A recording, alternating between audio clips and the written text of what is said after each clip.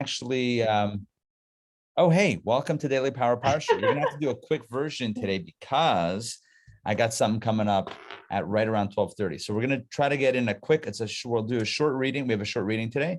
So we'll try to get this in nice and quick. Okay, so it is great to see you all. Once again, Daily Power Parsha. Today is Thursday, December 16, 2021. And as always, the objective is to look at the daily reading of Torah and to get some insights that we can use in our own lives. Okay, so without further ado, let's jump in and study some Torah. All right, here we go. I'm going to share my screen with you. Torah reading for Vayechi, reading number 5, Genesis chapter 49, verse 19. So where we're up to in the story is where Jacob is giving a message. I was going to say blessed, but not everyone got blessed. Giving a message, delivering some info to all of his sons before his passing. We read yesterday about his message to Ruvain. You had the glory, you had it all, and you lost it. Shimon and Levi, you guys are together. You guys cause a lot of trouble. Yehuda, you're the natural born. You're the leader of your brothers, of the people. Ruvain, Shimon, Levi, Yehuda, Yisachar, and Zvulun. Zvulun, you're going to be the seafaring merchants that will then make money to support Yisachar, who will be the Torah scholars. And then we had, we had at the end of yesterday's reading. Let me just go back for my own clarity. I think we had done. Yeah, we had done. Done was the message of done was about Samson, a prophecy of the future. The mighty warrior Shimshon Hagibar, Samson the mighty, will emerge from Dan and will push back the enemies of the Jewish people, namely the Philistines. Okay. Rabbi? Yes. Yaakov didn't mention that each tribe will get their own gemstone on the priestly breastplate. He didn't mention that. I'm sure he meant to mention that, but he didn't. All right, good. Genesis chapter 49, verse 19. Let's begin. As for God, next son, we did 7. We have 5 more. As for God, a troop, I love this. A troop will troop forth from him, and it will troop back in its tracks. Interesting. Lots of forms of the word troop. A troop, in other words, like a battalion of soldiers, will troop forth from him, will come out, and it will troop back in its tracks. It's going to go out into battle, and it will return. And the implication here is it will return safely. What is this a reference to? Rashi says, Survey says, Rashi says, look at this Rashi. It will troop back in its tracks. All his troops, all of the troops of God, will return in their tracks to its territory, to the territory that they took on the other side of the Jordan. Remember this. Remember God. God is one of the 2 tribes that requested from Moses, hundreds of years later, to inherit the land, not in Israel, but right on the other side of the Jordan, the eastern side of the Jordan, aka the Transjordan. And Moses initially was like, no, you can't stay here. You have to go in. What's going to happen to the morale? It's the same mistake as the spies. Until they said, no, we're going to go in and fight with our brethren, and then we'll come back. And so this is Jacob's blessing. Hundreds of years prior, probably about 300 years prior to that, is Jacob's blessing to God that when you send your troops into Israel, they will be successful and they're going to come back in good health, and no one will be missing from them. Every single soldier will return. Okay, that's a tremendous blessing. Next tribe, next son is Asher. From Asher will come rich food. Asher shemena lachma. His food shall be rich. Really, literally means fat. It's like fatty, rich. It should be rich. And he will yield regal delicacies. Asher's blessing is food. Let's take a look at Rashi. Rashi says the food from Asher's territory will be rich. Why specifically Asher? Rashi says, for there will be many olive trees in his territory, so that oil will flow like a fountain. There will be olive groves and oil in abundance, and this is the meaning of from Asher will come rich food. Very interesting story, which we'll get to in a second. And thus did Moses bless him. Moses also blessed Asher as he said, and dip his foot in oil. That's at the end of Moses' life, at the end of Deuteronomy. So we see basically that Usher is blessed both by Jacob and by Moses with an abundance of oil. We learned in Menachot the following story in the Talmud. The people of Laodicea, I'm not sure, I'm making this sound Italian for no reason, wherever that is, once needed oil. So they appointed themselves a Gentile messenger, according to Rashi, a Gentile official. Okay, whatever. They said to him, go and bring us oil worth 1,000,000 coins. They needed a lot of oil. The messenger went to Jerusalem, where they told him, go to Tyre. So the messenger went to Tyre, where they told him, go to Gazelle, a town in the territory of Usher. The messenger went to Gazelle, where they told him, go to so-and-so to that field. So now the messenger has been bounced around to a bunch of different places, but now he's narrowed it down to a certain field. He went to the field and he found a man breaking up the earth around his olive trees. The messenger asked him, do you have 1,000,000 coins worth of oil? The man replied, yes, but wait for me until I finish my work. The messenger waited. After the man finished working, he cast his tools over his shoulder and went on his way, removing the stones from the path as he walked. The messenger thought to himself, has this man really 1,000,000 coins worth of oil? I think the Jews played a trick on me. As soon as the man arrived at his town, his maidservant brought him a kettle of hot water, and the man washed his hands and feet with it. She then brought him a golden cup full of oil, and he dipped his hands and feet in it to fulfill that which is stated, and dipped his foot in oil. After they had dined, the man measured out for the messenger oil worth 1,000,000 coins. By the way, ever buy olive oil? Costs a lot of money. So a million coins of olive oil is probably like what, 3 bottles? I'm kidding, but it's a large quantity of oil. But the point is that this guy, this one farmer in the territory of Usher, he had it. The man then measured out additional. Fine. He asked the messenger, do you need more? Yes, but I have no money. So the man said, if you want to buy, and I will come with you and collect the money for it. So the guy basically got 1,000,000 coins to buy oil, but then he's like, do you need more? Yes, I don't have the money, so I'll go with you. The man then measured out an additional oil for 180,000 coins. It was said that the messenger hired all the horses, mules, camels, and donkeys that he could find in the land of Israel. As soon as the messenger arrived in his hometown, the townspeople came out to praise him. He said to them, don't praise me.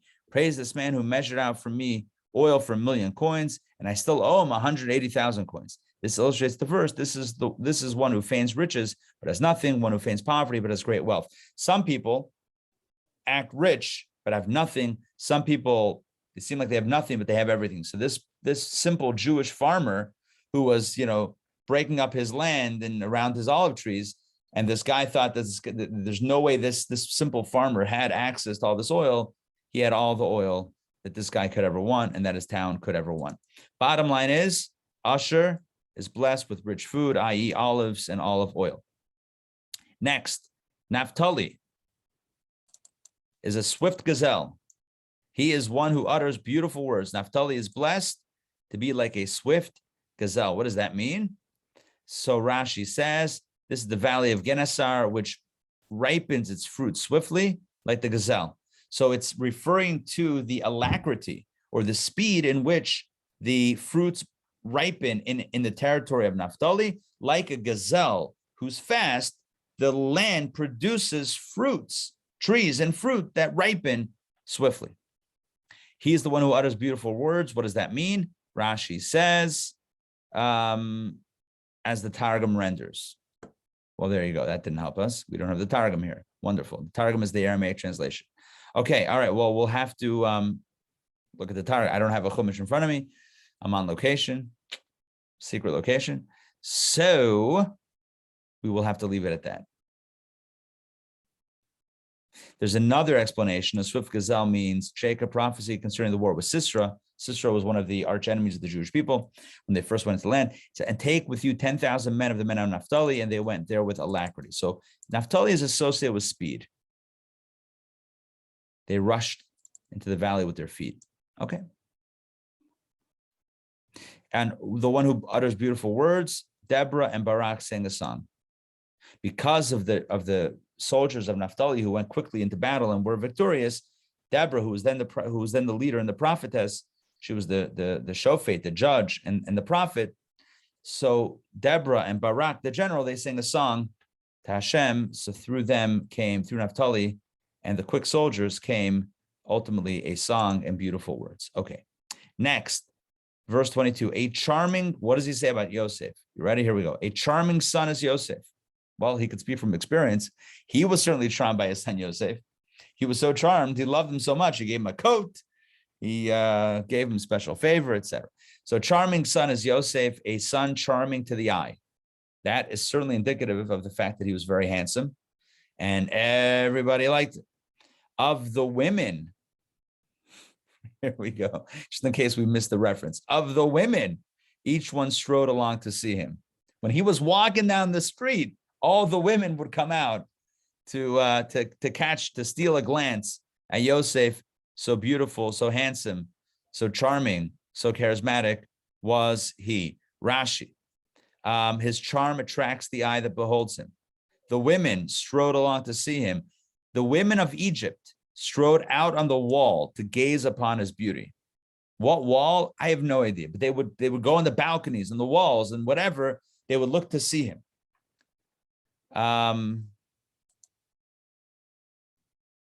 Charming. Okay, I think we're good here. So Yosef was charming and he was attractive. He was handsome. Verse 23, they heaped bitterness upon him and became quarrelsome. Yea, yes, indeed, archers despised him. So this is referring to the brothers who wished to kill him, right? The brothers heaped bitterness upon him and became quarrelsome. They were fighting. They wanted to kill him. Archers despised him. They were trying to literally take his life. But his bow, this is all like poetic language, but his bow was strongly established and his arms were gilded from the hands of the mighty one of Jacob. From there, he sustained the rock of Israel. It means that despite the attempt of his brothers and others to destroy him, he withstood, he overcame, and ultimately from there, he sustained the rock of Israel, meaning he supported the family with food in the times of famine. He went from being the target of all the animosity and all the hate of the brothers to being the one that sustained the family, including Jacob himself, the rock of Israel. I'm going to run to the end and then we'll go back to Rashi's. From the God of your father, from there he sustained the rock of Israel, from the God of your father, and he will help you. And with the Almighty, and he will bless you with the blessings of the heavens above and the blessings of the deep line below, the blessings of father and mother. Heaping blessings and blessings upon Joseph, certainly not unexpected, but beautiful to read. The blessings of your father surpass the blessings of my parents, the ends of the everlasting hills. May they come to Joseph's head, to the crown of his head, and to the crown of the head of the one who was separated from his brothers. He's basically giving him all the greatest blessings, the greatest hits. Let's toggle Rashi for these last few verses, which we did not yet read. They heaped bitterness upon him, became quarrelsome. Rashi says his brothers heaped bitterness upon him, Joseph. Oh, and Potiphar and his wife heaped bitterness upon him by having him in prison. Okay, so who's the they that heaped bitterness upon him? His brothers and Potiphar. He was targeted multiple times. And what's the quarrelsome? Who became quarrelsome? His brothers became his antagonists. They were men of quarrel. They quarreled with their own flesh and blood. Let's skip the rest, which is grammatical. Archers. Why are they called archers? Why are the brothers called archers? Archers despised them. Who's the archer? Rashi says they were called archers because their tongues were like arrows. You know, they destroyed, or they tried to destroy Yosef through their words. Oh, look at the dreamer. He's approaching. What should we do? The greatest plots are hatched through communication, through verbal articulation. Their tongues were like arrows. Their tongues held the weapons against Yosef. But his bow, the Torah continued, and we read a moment ago, was strongly established. That means his bow, his strength, Rashi says. His arms were gilded. What does that mean? This refers to the placing of the signet ring on Joseph's hand, an expression like glittering gold. Right? So the guy who was targeted ultimately was gilded, got the signet ring as the viceroy Pharaoh gave him the ring, as we read a few weeks ago.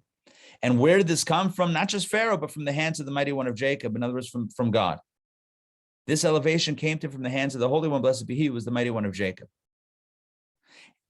Hashem is behind what happened in Joseph's story. And from there, from that place of viceroyship, Joseph was elevated to be the sustainer of the rock of Israel, the mainstay of Israel. In other words, he supported the family. The rest is literally grammatical stuff. The rock of Israel, a contraction, Even Yisrael, a contraction of Av Uben, father and son, fathers and son. So Even Yisrael, the rock of Israel, the rock indicates not just rock, but Even. Oh, Donna, you're familiar with this word, Even. Even, he says, is Av and Ben. Av, the first two letters is Av, which is father, and the last two letters, and the Even is a three-letter word. In the Hebrew, it's right here. Even. Aleph Bet is Av, and Bet Nun is Ben, father and son. It means that he supported who? The fathers and sons of Israel. He supported his family, both parents and children. Let's continue. It means stone, right, Rabbi Evan? It literally means rock. Rock, rock. Means rock. Okay. But here, he says Evan means, it's a hint to Av and Ben, which is father and son. It's a contraction of Av and Ben, father and son, fathers and sons. He supported his whole family. From the God of your father, and he will bless you. So Rashi says, from the God of your father means this befell you, your fortune, your good luck, your success came from God, and God will help you. And with the Almighty, and your heart was with the Holy One, blessed be he, when you did not heed your mistress's orders, and because of this, he shall bless you. In other words, what Yaakov is telling his son before his passing is like this: you know why God bless you? Because you said no to Potiphar's wife. When she propositioned you, when she seduced you, when she attempted to be with you, and you said no, that refusal opened up the channel of your own blessings. You know, sometimes we don't know what it is, what action it is that opens up channels. Sometimes we think, we made a tough choice, we made the right choice, and nothing happened. Yosef could have thought that for 10 years or 12 years. He might have thought that, look, I did the right thing, and look what it got me. It got me in prison. We don't know how the master plan works, and we believe that every good decision, every right decision brings the blessings.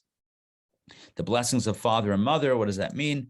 That is to say that the one who beget the children, the ones who bear the children will be blessed.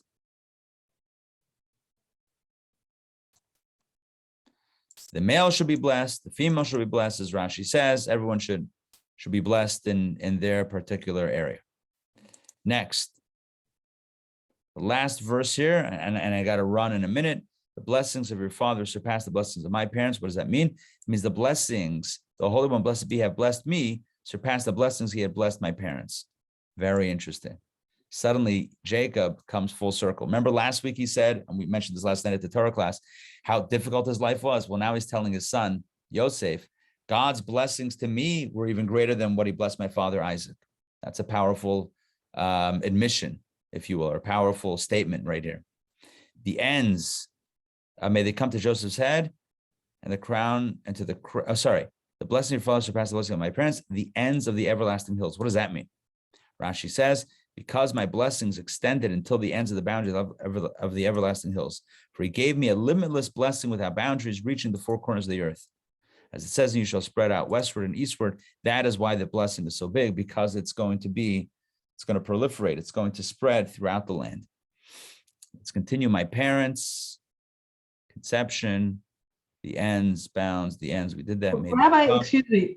So Jacob didn't know when he said he had a hard life what the future would entail?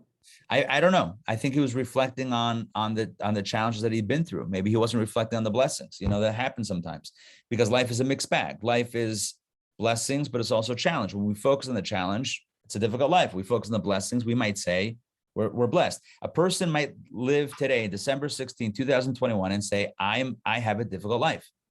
And at the same time, they also could recognize in a moment of truth that their life is better than their parents were or their grandparents were. And both could be true. They could have a difficult life, and they could have, there could be challenges, but the blessings might surpass anything their Zadis and Bubbies could have ever imagined. And both could be true. And I think we know this in our own lives.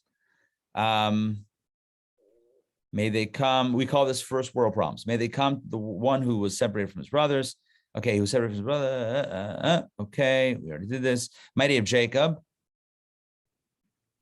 By the hand of the might of Jacob, he was able to overcome his temptation. Here we go. I want to end with this.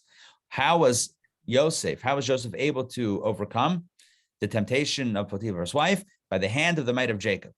He was able to overcome his temptation because his father's image appeared to him, etc. This is powerful. So this is how Rashi interprets this. This being the mighty of Jacob.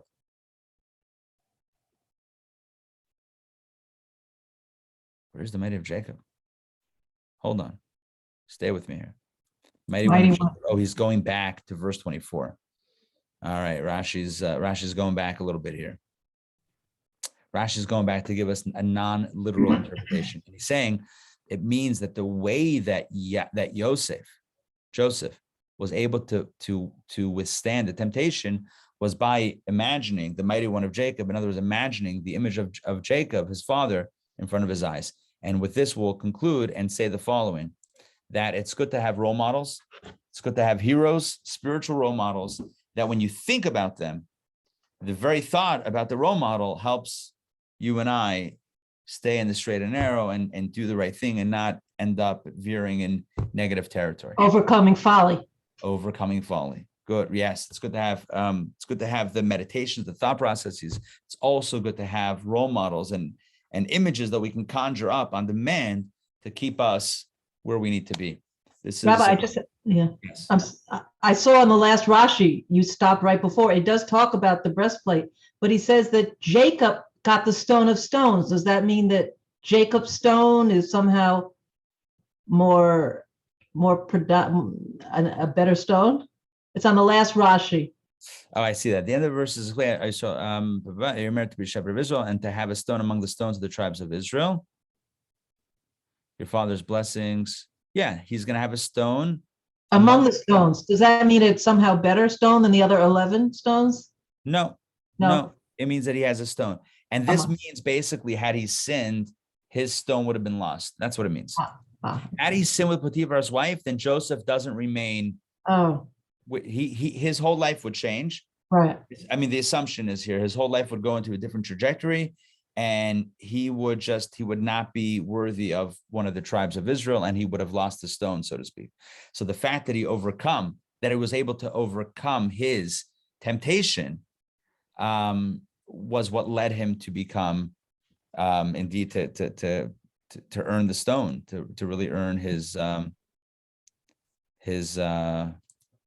blessings as one of the tribes. All right, folks, I got to run.